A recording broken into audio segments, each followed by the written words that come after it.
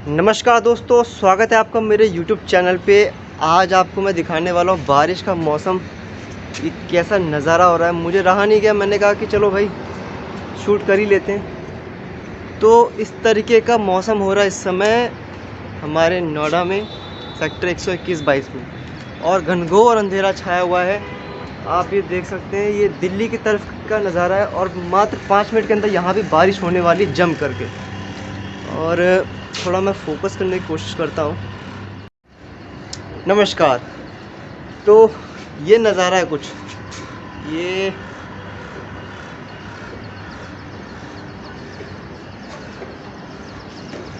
और मेरे पीछे वाले साइड में आप देख सकते हैं कितना काला हो रहा है और बहुत ही स्वीट सा मौसम हो रहा है। और कुछ बात भी करनी थी सभी लोगों के साथ, संडे को ही टाइम मिलता है और बहुत खुशी हो रही है। नीरज चोपड़ा जी ने जो गोल्ड मेडल जीता है, उसके बाद सभी के मन में यही मन कर रहा होगा कि भाई हम भी नीरज चोपड़ा बने, हम भी कुछ गोल्ड मेडल लाएं।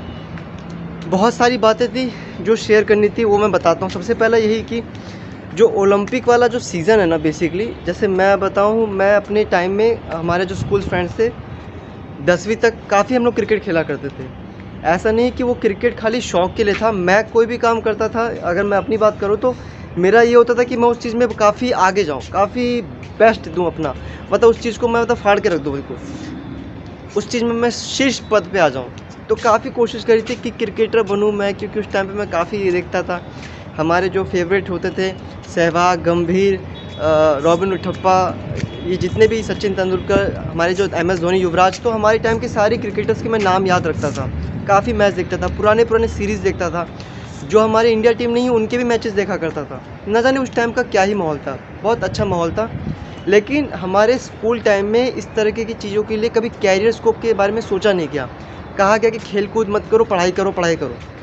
अभिभावक भी यही कहते थे, टीचर भी यही कहते थे, आसपास का माहौल भी ऐसा था। क्रिकेट खेलने को या फिर स्पोर्ट्स एक्टिविटी को एक गलत तरीके से देखा जाता था।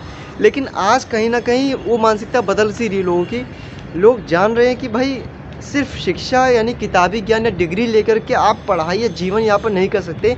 ये कुछ लोगों द्वारा निर्धारित की गई मान्यता होती है, जिसको वो आपके ऊपर थोपते हैं। वो खुद नहीं जानते कि इसका आगे क्या प्रोज एंड कॉन्स है, इस पे फ्यूचर पे स्कोप है भी या नहीं है। लेकिन फिर भी वो चीज़ बोलेंगे जो उनके साथ की गई है, जो उनके अनुभव में है। तो मैं इस चीज़ से बड़ा परेशान और व्यथित भी हूँ, क्योंकि अब लोगों की आंखें खुल रही कि नहीं यार, हम बड़ा गलत करते थे, हमारे बच्चे खेलना चाहते थे लेकिन हमने उनको मोटिवेट नहीं करा। समाज की मान्यता, रिश्तेदारों की मान्यता, उनके बोलचाल, रोक टोक की वजह से जो है बच्चा कहीं ना कहीं थम सा जाता है, ग्रो नहीं कर पाता।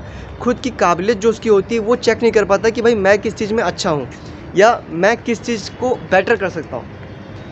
लेकिन अब मैं कहूँगा कि भाई जब भी समय मिलेगा मैं एथलीट्स वाली चीज़ों को ज़रूर करूँगा। अपने यूट्यूब चैनल पे या फिर फेसबुक प्रोफाइल पे, इंस्टाग्राम पे, कहीं पे भी कोशिश करूँगा कि मैं आपको कुछ योगा टिप्स दूँ, बॉडी फिटनेस टिप दूँ। हालांकि मैं अभी खुद कुछ ऐसा नहीं करता, लेकिन पहले करूँगा फिर आपको बताऊँगा, क्योंकि ये सारी चीज़ें पढ़ाई, टेक्निकल ज्ञान के साथ साथ बहुत ज़रूरी है। आपकी पर्सनैलिटी पर 4 चाँद यही लगाते हैं। आप खुद सोचिए कि आप अगर किसी कंपनी के मालिक हैं और आपको किसी को जॉब पे रखना है, तो वहाँ पे बहुत ही पैशनेट, बहुत ही अच्छा, बहुत ही बढ़िया बॉडी मूवमेंट और बहुत ही अच्छी पर्सनैलिटी के साथ कोई बंदा आता है और 2-3 हज़ार रुपये कम सैलरी में भी मान जाता है, इरिस्पेक्टिव वो उससे जो काफ़ी नॉलेजेबल है एंड एक्सपीरियंस है, काफ़ी अच्छा काम कर सकता है। लेकिन बस उसकी पर्सनैलिटी ही डामाडोल है, उसकी बॉडी लैंग्वेज कुछ अच्छी नहीं है। तो आप बताइए किसे प्रेफर करेंगे। यहाँ पे काम आता है दोस्तों पर्सनैलिटी डेवलपमेंट, आपकी कम्युनिकेशन स्किल्स। और जब इंसान फिट रहता है ना, तो उसके अंदर ऑटोमेटिक, उसके अंदर स्वतः ही कॉन्फिडेंस जागृत हो जाती है। वो खुद में ही जो है किसी भी काम को अच्छे से कर पाता है, परिपूर्ण तरीके से कर पाता है। ये चीज़ मेरे साथ भी एक्सपीरियंस है। जब मैं हॉस्टल में रहता था तो दोस्तों को देखा देखी, और यह ये कहें कि मेरा भी मन करता था, लोग वो कहते थे, मोटिवेट करते थे, लेकिन मैं ज़्यादा भाव नहीं देता था कि क्या ही जिम करना, क्या ही बॉडी बनाना, किसको पटाना। मतलब लोग इस तरीके से एम्बिशन रखते थे कि भाई बॉडी बनाऊंगा, कूल दिखूंगा, ये। बट मेरा नहीं, मेरा भाई करना है अपनी फ़िटनेस के लिए। लेकिन अब पता चला कि आपके साथ साथ फ़िटनेस के साथ साथ लोगों को भी आप अट्रैक्ट कर पाते हैं। अच्छी खासी आपकी जब पर्सनैलिटी होती है, आपकी अच्छी बॉडी होती है, तो लोग आपसे अट्रैक्ट करते हैं, ये स्वाभाविक है। एज़ अ पुरुष, एज़ अ मेल आप देखना कि अगर कोई बहुत ही अच्छी लड़की हो जिसको आपने कभी देखा ना हो, बहुत सुंदर हो, तो आप उससे आकर्षित होते हो। क्यों? क्योंकि उसकी बॉडी ही ऐसी है कि आप उसे मनमोहक दृश्य मतलब आपको लगता है, और फीमेल्स के लिए भी ऐसा ही कुछ होता होगा। तो हर एक चीज़ जो है ज्ञान, बुद्धि या सर्टिफिकेशन, कोर्सेज, नॉलेज नहीं होता है। ये भी होता है कि आपकी पर्सनैलिटी कैसी है, अदर देन आपके पास एक्स्ट्रा स्किल्स क्या-क्या हैं।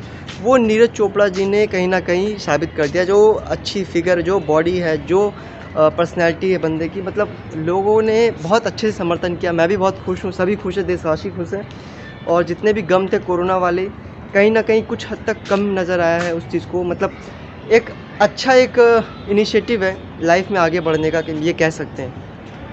तो ये तो थी ओलंपिक्स को लेकर के मेरे मन की व्यथा कि भाई मैं चाहूँगा कि जितने भी टीचर्स हैं, अभिभावक हैं, जो ये वीडियो देख रहे हैं, कहीं न कहीं उनको जो है ये पुश करना चाहिए, मोटिवेट करना चाहिए अपने बच्चों को कि नहीं, स्पोर्ट्स करो, खेलो, आउटडोर गेम्स खेलो। हालाँकि अभी कोरोना-वोरोना का कुछ सीन चल रहा है, लेकिन फिर भी जो है प्रिकॉशन ले कर के भी कर सकते तो करो। जितना हो सके एनवायरनमेंट फ्रेंडली बनो, यूज़र फ्रेंडली बनो, सॉरी यूआई यूएक्स की बात नहीं कर रहा, मतलब नेचर फ्रेंडली बनो, नेचर के टच में रहो। कोशिश करो कि थोड़ा जो शहरी ऐसे ऐसे जीवन शैली है जो दिखावटी है, बनावटी, उसको थोड़ा कम करो। मैं इस चीज़ को ज़्यादा प्रेफर भी नहीं करता, लेकिन हाँ, जितना हो सके उतना यूज़ करो जितनी ज़रूरत हो। दूसरा दोस्तों, एक बात ये कहनी थी, पहले भी मैंने ये वीडियो बनाई थी कि लोग एफ़र्ट नहीं कर रहे हैं, लोग ट्राई नहीं कर रहे हैं। मैं रैपिडो यूज़ करता हूँ, ओला, उबर जैसा ही कि एक ऐप है जहाँ पे आप राइड बुक करते हैं, बाइक हो या ऑटो हो। तो काफ़ी लोग परेशान दिखते हैं कि भाई हमें कोई जॉब वॉब हो अपनी कंपनी दिला दो, क्योंकि जब मैं कंपनी में वो होता हूँ, मेरी राइड कंप्लीट होती है, तो लोग कंपनी देख के कहते हैं भैया कोई नौकरी हो तो हमें भी दिलवा दो। तो उनकी प्रार्थना बहुत ही अच्छी अवस्था में होती है, बहुत अच्छे से वो बात करते हैं, लेकिन इतने ही अच्छे से उनके पहले के कर्मज नहीं होते हैं जो वो उनके कर्म होते हैं। आप अगर इनके पास्ट हिस्ट्री में जाते हैं तो आपको पता चलेगा कि इन्होंने काफ़ी समय इन्होंने वेस्ट करा, इन्होंने काफ़ी लोगों को दुख पहुंचाया, काफ़ी ऐब रहे इनमें, काफ़ी एटीट्यूड रहा इनमें, और जब इनको पता चलता है कि इनकी एज काफ़ी ज़्यादा डिक्रीज़ हो रही है, टाइम बीत रहा है, और मैं ये आज खाली बाइक चलाने का काम कर रहा हूँ, तो इन्हें कोई ना मेंटर मिलता है, ना गुरु मिलता है, ना मोटिवेशन मिलता है। फिर इनको लगता है कि मैं ये जो काम कर रहा हूँ, ये मैं नॉट बाय चॉइस बल्कि बाय एक हवा, जैसे कहते हैं ना, हवा जिस दिशा में बह रही तो वहाँ बह रहे होते हैं, तो ये बाय चॉइस वो नहीं कर पाते हैं, और इसीलिए कहीं ना कहीं वो दुखी होते हैं। वो उस चीज़ के साथ एडजस्ट नहीं कर पाते, या उसको ऐसा फील नहीं करते कि हाय मेरे को तो काम मिल गया है तो मुझे खुश रहना चाहिए। नहीं, उनको ऐसा लगता है कि भाई ये काम मुझे कैसे मिल गया, मतलब उनका कोई पसंद नहीं होती, कभी प्रायोरिटी नहीं रखते कि मुझे रैपिडो में बाइक भी चलानी है। बट मेरा दृष्टिकोण जो है, जब मैं उनको बताता हूँ एक चीज़ कि भाई आप कई लोगों से मिलते हैं, आप उनके नंबर शेयर कर सकते हैं, नंबर बात कर सकते हैं, सेव कर सकते हैं, पूछ सकते हैं कि सर मेरा ये काम है, क्या आप नंबर लेना पसंद करेंगे। जितने लोगों से मिलते हैं आप प्रॉपर्टी डीलिंग के काम कर सकते हैं, एलआईसी इंश्योरेंस कर सकते हैं। बहुत सारे ऐसे काम हैं जो आप नए लोगों से मिल करके उनको अपने सर्विसेज दे सकते हैं कि भाई जीएसटी रिटर्न करानी है, प्रॉपर्टी खरीदनी है, ये बिल्डिंग खरीदनी है, अलमारी खरीदनी है, जो कुछ भी है आप एफिलिएट मार्केटिंग वाला काम ऑफलाइन में भी कर सकते हैं। एक सेल्स पर्सन के जैसे भी आप काम कर सकते हैं, अदर देन आप बाइक चलाने के। तो ये एक दृष्टिकोण होती है जो सोचना पड़ता है इंसान को कि क्या ये काम संभव है।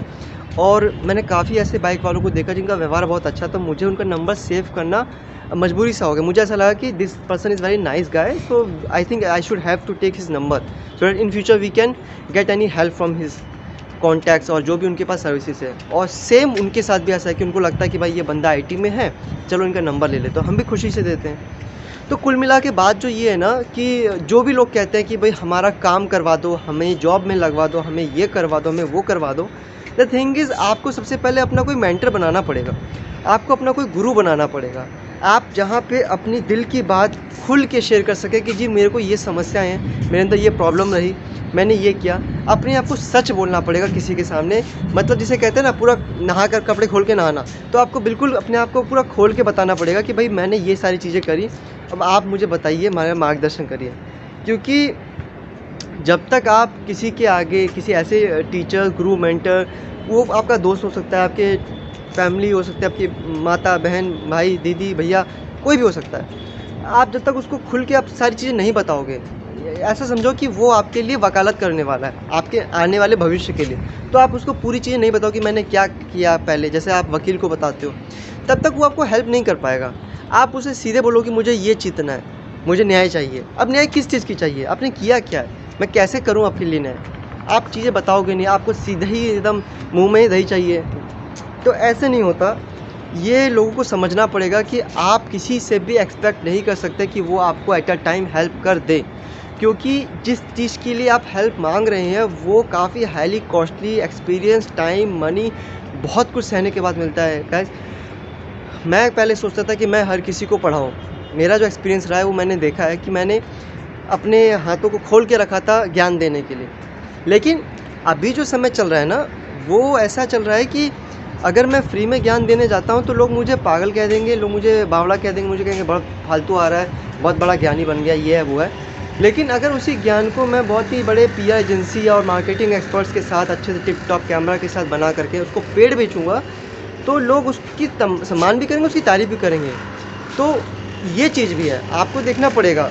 और हम जैसे लोग अब इस चीज़ से बच रहे हैं कि हम किसी की फ्री में हेल्प भी करें। क्यों? क्योंकि फ्री में अगर हेल्प करते हैं, अगर वो हेल्प हो जाती है तो चलो वो याद तो रखता है, लेकिन इन रिटर्न वो आपको प्रति कभी इतनी अच्छी फीलिंग नहीं रखता है। दूसरा ये, अगर वो हेल्प उसके लिए नुकसानदायक हो जाती है तो वो आपके ऊपर ही आपकी ऐसी तैसी करने को तैयार हो जाता है। तो आपको समझना पड़ेगा कि आपको हेल्प किसकी करनी चाहिए, क्यों करनी चाहिए, क्या वो हेल्प करने के लायक है भी या नहीं, उसने कभी इससे पहले एफ़र्ट किया है भी या नहीं। तो कहीं कोई लोग कहते हैं कि भैया मुझे जॉब करनी है, मुझे ये करना है, तो आप उससे पूछिए कि भाई आपने क्या क्या किया इससे पहले। क्योंकि बहुत लोगों से सुना मैंने कि जो लोग हेल्प करना चाहते हैं, हेल्प कर देते हैं, कईयों की जॉब लगवा दी तो वहाँ से छोड़ के चले गए। क्यों? क्योंकि उसकी वैल्यू नहीं करी उन्होंने, कदर नहीं करी। ये चीज़ रिलेटिव्स में काफ़ी ज़्यादा कॉमन सी हो जाती है कि भाई तुम इस कंपनी में हो, हमारा भी लगवा दो, रिश्तेदार हैं।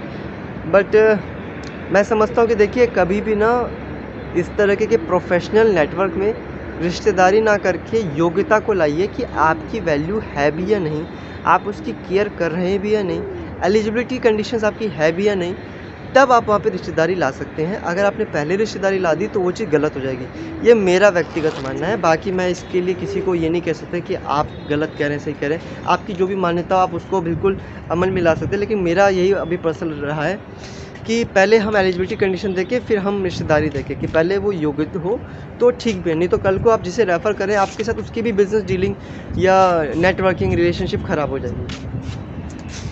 तीसरा दोस्तों, ये जो आज मन की भड़ास से निकालनी थी, क्योंकि वीडियो टाइम पे मैं दे नहीं पा रहा। यहाँ बारिश होने वाली है, बारिश हो भी रही है, जहाँ तक मैं देख पा रहा हूँ नोएडा सेक्टर 12-22 में बहुत अच्छे से बारिश हो रही है। अभी बारिश हुई नहीं है, हो जाएगी मेरे ख्याल से। मैं फिर दिखाता हूँ, पीछे ऐसा सीन चल रहा है और ग्रेटर नोएडा की तरफ धूप निकली पड़ी है। तो हम जहाँ पे हैं वो नोएडा, ग्रेटर नोएडा का बॉर्डर पड़ जाता है। बारिश काफ़ी होती है, मेरे मन में ये आइडियाज़ आए हैं और मैं शेयर इसलिए करना चाह रहा हूँ ताकि जो मेरे यंगस्टर्स हैं या फिर जो भी इस वीडियो को देखते हैं उनके मन में भी ये चीज़ें आएँ कि बारिश की वजह से काफ़ी रोडों में गड्ढे हो जाते हैं। ठीक है, नितिन गडकरी जी बहुत अच्छा काम करे, सुना होगा आपने कि उन्होंने प्लास्टिक वेस्ट और जितने भी पॉलीथीन वगैरह होते हैं उसको गला करके, उसको मेल्ट करके उससे रोड बनाने का काम चला। लेकिन कहा जा रहा है 40% वेस्ट ही यूज़ हो पा रहा है, 60% नहीं हो पा रहा है। तो 60% वेस्ट जो है अपॉर्चुनिटी है उन लोगों के लिए जो कहीं पे भी इन्वेस्ट करना चाहते हैं और ऐसी कंपनी बनाना चाहते हैं जहाँ से ROI अच्छा निकले। तो ऐसे कंपनी, ऐसे मैन्युफैक्चरिंग इंडस्ट्रीज़ जो उस प्लास्टिक वेस्ट को गला करके रोड बना सकते हैं, तो वहाँ पे इन्वेस्टमेंट किया जा सकता है। ये एक अच्छी चीज़ है और इस पे बहुत अच्छा फ्यूचर भी है, क्योंकि जो वेस्ट जैसे पॉलीथीन बैग्स हो गए या फिर कोई भी प्लास्टिक के डिब्बे हो गए, कुछ भी ऐसा होगा जो प्लास्टिक है, मेल्ट करके आसानी से रोड बनाया जा सकता है। उसकी ड्यूरेबिलिटी, उसकी मेल्टिंग पॉइंट, उसका जो टाइम है, उसकी जो एवरेज लाइफ ड्यूरेशन है वो भी काफ़ी अच्छा है आम रोड के कंपैरिजन में। तो हर लिहाज से काफ़ी अच्छा है। दूसरा ये कि जो रोडों में गड्ढा होता है दोस्तों, ये मेरे को ऐसा लगता है, मतलब मैं कहीं पे किसी को ब्लेम नहीं कर रहा, ये मुझे ऐसा लगता है कि सरकार के पास तमाम साधन हैं, अच्छे एक्सपर्ट्स हैं, लोग हैं, लेकिन फिर भी जब भी बारिश में बहुत सारा पानी भर जाता है रोडों पे, तो इस तरह का पानी निकालने वाली जो एक वो आती है, मशीन होती है, जैसे आपने देखा होगा सीवेज वेस्टेज सिस्टम होता है, वहाँ से क्या होता है सीवर को जो हमारे वेस्ट होते हैं उसको यहाँ से ट्रक में भर के निकाल दिया जाता है, फिर उसको कहीं पे फेंक दिया जाता है। तो ऐसे ही पानी जो होता है जो रोडों पे भरा जाता है, उस पानी को भी भर करके कहीं पे उसको एक्सपोर्ट इंपोर्ट कर देना चाहिए, उसको नालों में बहा देना चाहिए, बड़े नालों में, लेकिन वो चीज़ नहीं हो रही है। तो कहीं ना कहीं एक सवाल उठता है, एक प्रश्न लगता है कि क्या ये सड़कों को बर्बाद होने के लिए वेट करते हैं ताकि नई सड़कों का एक टेंडर पास हो, करोड़ों वेस्ट हो, और कहीं ना कहीं वो जो रोड बनाने वाली कंपनियां हैं, जो सरकार के कुछ अधिकारी या फिर मित्रगण रिलेटिव हो सकते हैं, ऐसा मुझे सुनने में आया है, उनको रिन्यूएबल बिजनेस मिलता रहे।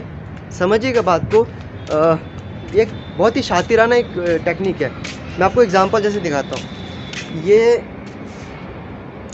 ये टूटा पड़ा हुआ है, और अगर मैं इसकी मरम्मत नहीं करवाऊँगा तो जाहिर सी बात है ये ख़राब होगा, ठीक है। अगर मैं इसकी मरम्मत नहीं करवाऊँगा तो जाहिर सी बात है ख़राब होगा।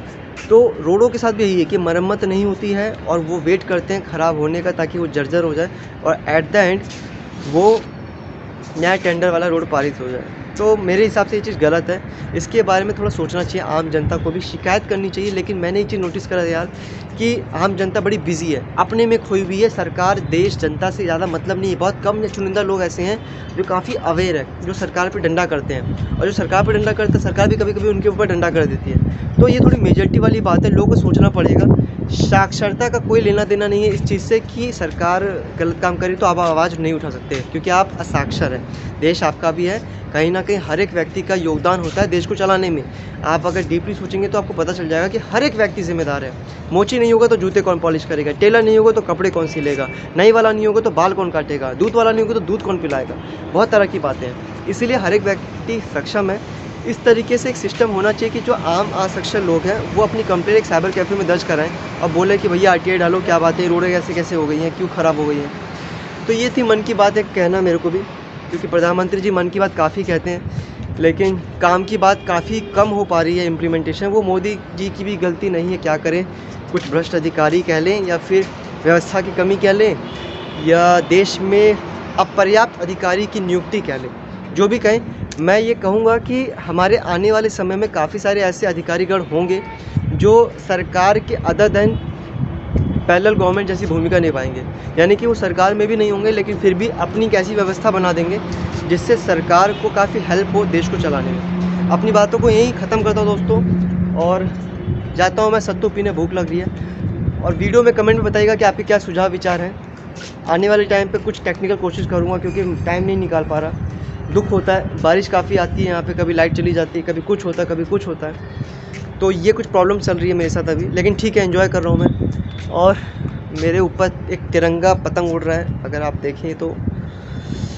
वैसे पतंग से याद आया एक और बात कि हमारे टाइम के जितने भी बच्चे थे जो मेरे जैसे थे अब बड़े हो चुके हैं, इसीलिए आज के टाइम पे पतंग कोई नहीं उड़ा पा रहा, और ये एक डिस्टर्बिंग एलिमेंट है बेसिकली।